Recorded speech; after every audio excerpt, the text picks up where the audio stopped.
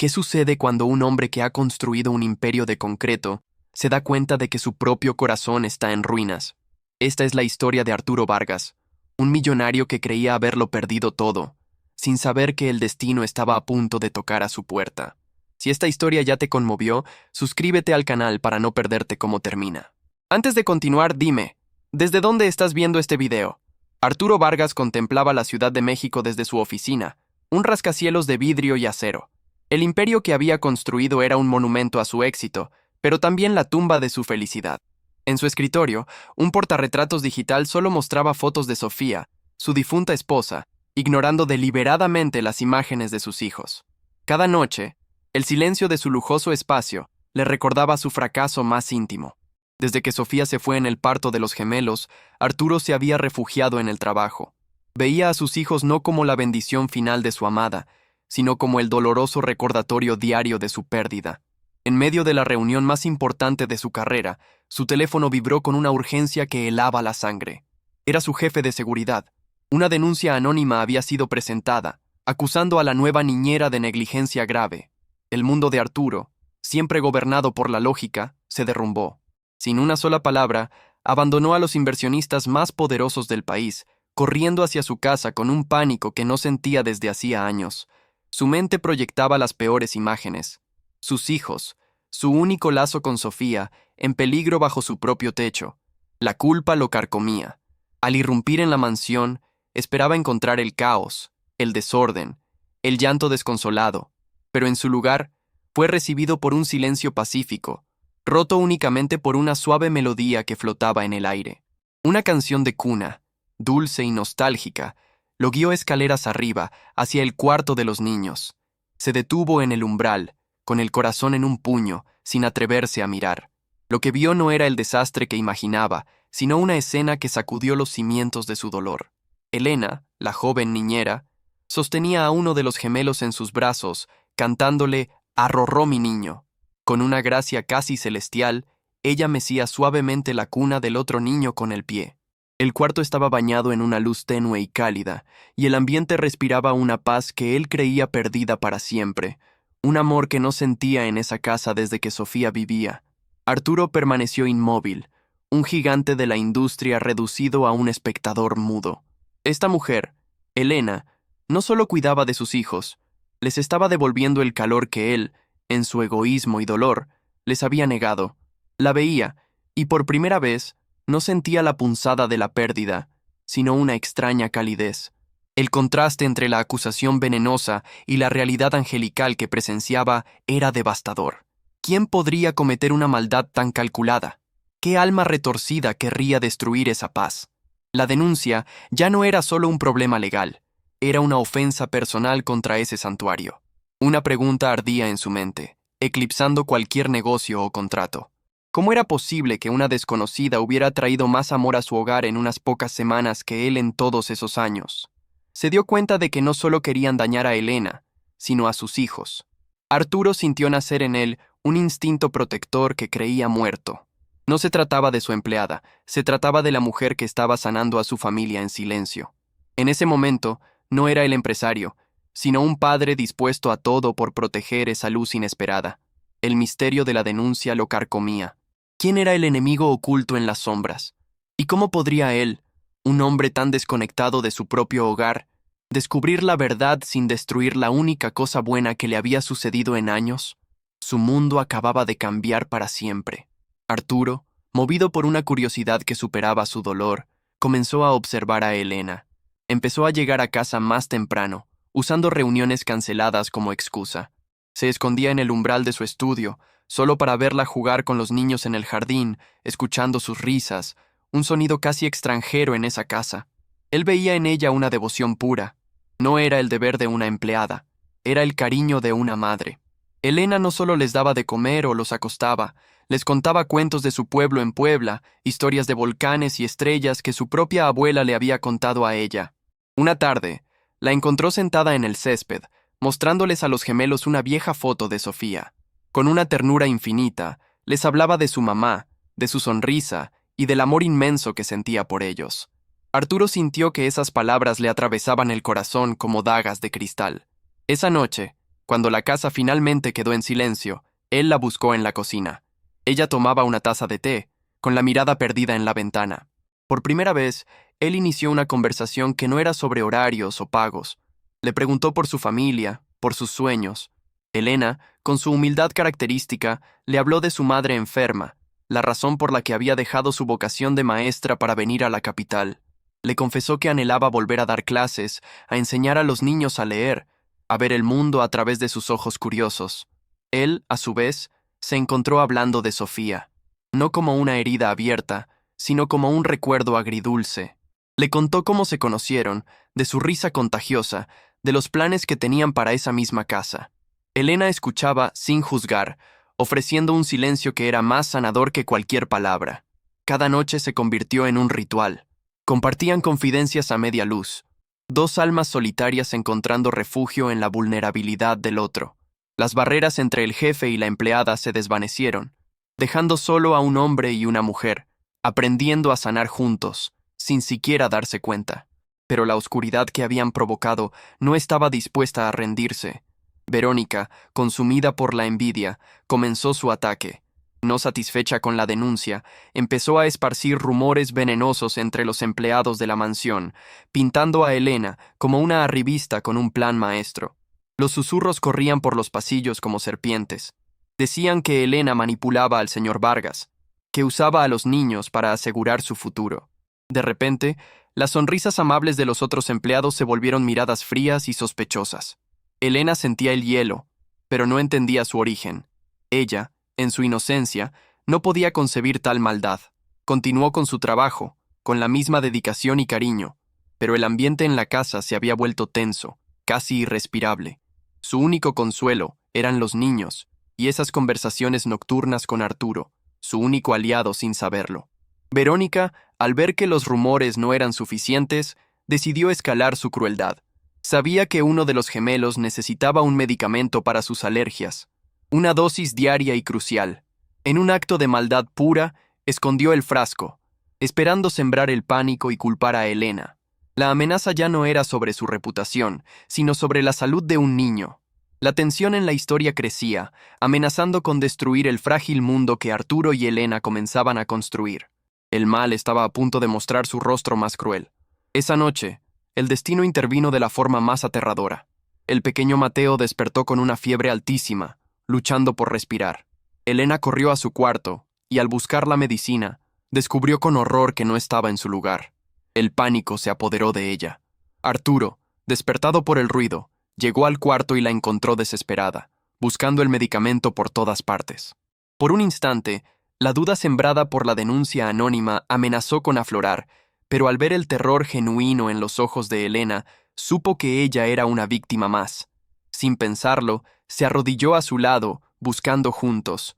Olvidó que era el dueño de un imperio.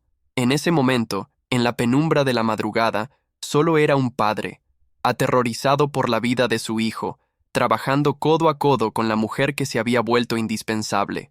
Cuidaron del niño juntos toda la noche. Compartieron el miedo, la vigilia, las compresas de agua fría y las palabras de aliento susurradas al pequeño. En la vulnerabilidad de esas horas, Arturo no vio a una niñera, sino a una compañera, una igual. Sintió por primera vez el verdadero peso y la bendición de ser padre. Al amanecer, con la fiebre finalmente cediendo, Arturo miró a Elena, agotada pero firme al lado de la cuna. Y en ese instante lo entendió todo.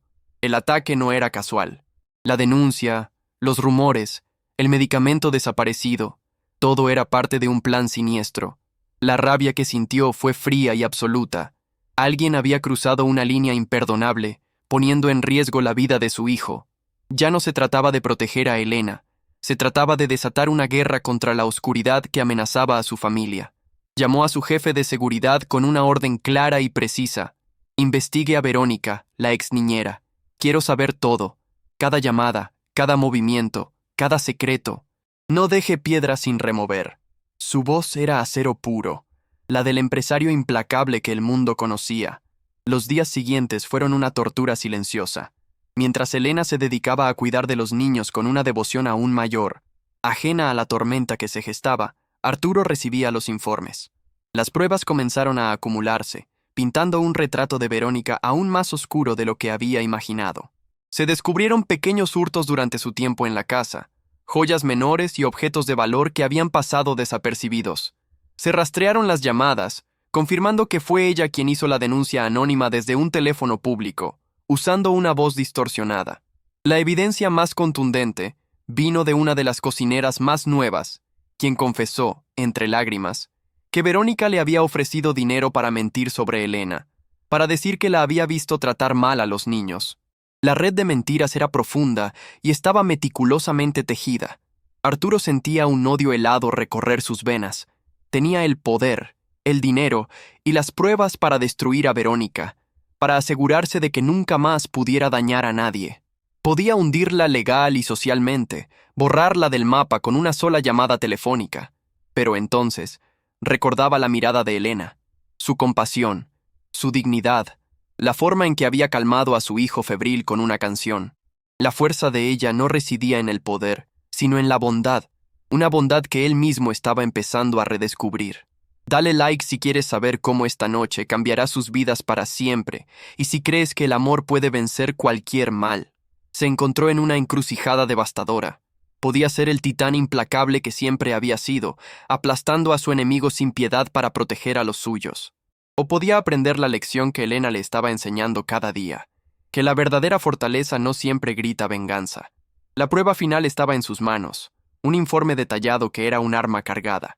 Debía usar todo su poder para hacer justicia, arriesgándose a convertirse en el tipo de monstruo que combatía, o debía encontrar otra manera, una que no traicionara la luz que Elena había traído a su vida. El destino de Verónica estaba en sus manos, pero también el de su propia alma. La decisión que tomara no solo sellaría el futuro de su enemiga, sino que definiría al hombre que sería de ahora en adelante, para sí mismo, para la mujer que empezaba a amar, y sobre todo, para sus hijos. Arturo tomó su decisión en el silencio de la noche, observando a sus hijos dormir. No mancharía la luz que Elena había traído a su vida con una venganza oscura. Usaría su poder, sí, pero para revelar la verdad, no para aplastar a una enemiga. Su transformación estaba completa. Ya no era un rey en su castillo de hielo, sino un guardián de su hogar. Convocó a Verónica a la mansión con el pretexto de discutir su liquidación final. En el gran salón, reunió discretamente al personal principal, aquellos que habían sido testigos de los rumores. Elena estaba a su lado, no como una empleada acusada, sino como la dama de la casa. Su postura era serena y firme. Verónica entró con una arrogancia mal disimulada, esperando recibir una suma generosa para sellar su silencio. Su sonrisa se congeló cuando vio a los demás. El ambiente era tenso, solemne. Arturo, con una calma glacial, se paró frente a ella, sosteniendo una delgada carpeta en sus manos. Él comenzó a hablar, su voz resonando en el silencio. Detalló, uno por uno, los hallazgos de la investigación. Mencionó los pequeños hurtos, mostrando fotografías de los objetos recuperados de una casa de empeño. El rostro de Verónica palideció, pero su orgullo se mantuvo intacto. Luego, Arturo relató la confesión de la cocinera, quien ahora miraba al suelo, avergonzada. Expuso el registro telefónico que vinculaba a Verónica con la llamada anónima a los servicios sociales. Cada palabra era un clavo en el ataúd de sus mentiras, cada prueba una pared que se cerraba a su alrededor. Finalmente, Arturo llegó al punto más cruel: el medicamento escondido. «Pusiste en riesgo la vida de mi hijo», dijo, y por primera vez su voz se quebró de una furia contenida. Por envidia, por maldad. No hay justificación para un acto así. Verónica, acorralada y expuesta, explotó. Lanzó una sarta de insultos hacia Elena, llamándola ladrona, aprovechada, una trepadora que lo había hechizado. Sus palabras estaban llenas del veneno de una derrota inminente. Pero antes de que Arturo pudiera responder, Elena dio un paso al frente. No había odio en su mirada, solo una profunda y serena tristeza. «Te perdono, Verónica», dijo suavemente, y el silencio en la sala se hizo aún más profundo. «Te perdono no porque no me hayas hecho daño, sino porque no quiero que ese veneno viva en mi corazón. Siento pena por ti, porque debes tener un vacío muy grande para intentar destruir la felicidad ajena». Ese acto de gracia fue el golpe final.